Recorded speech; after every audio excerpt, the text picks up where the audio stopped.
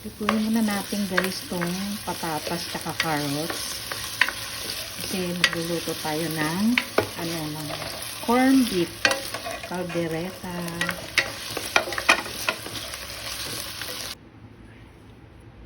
Carrots naman.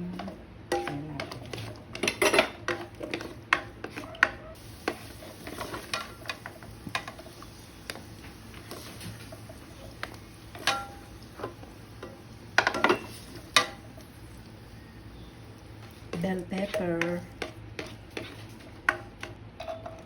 Gisa na tayo ng bawang. Bawang sibuyas yan.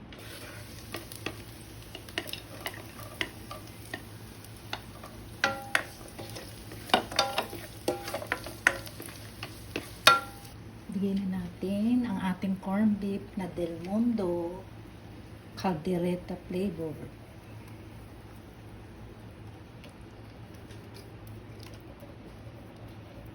Hindi na natin kailangan magpalambot yan guys. Mabilis lang ang lutuan. Balik na natin po yung kaninang pinirito natin.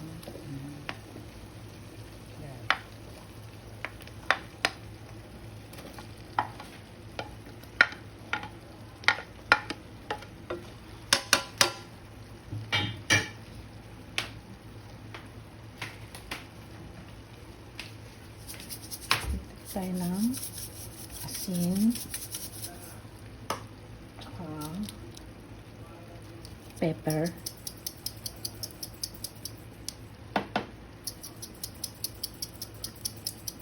gusto ko maraming pepper konting ang paanghang chili powder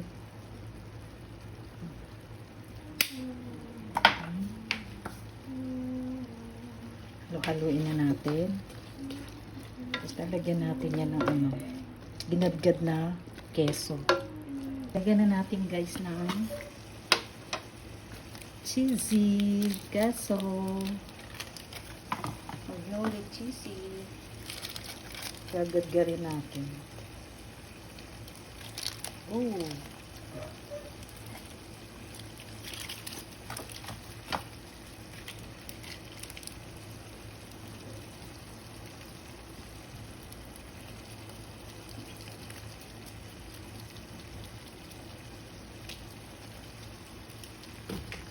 Ay.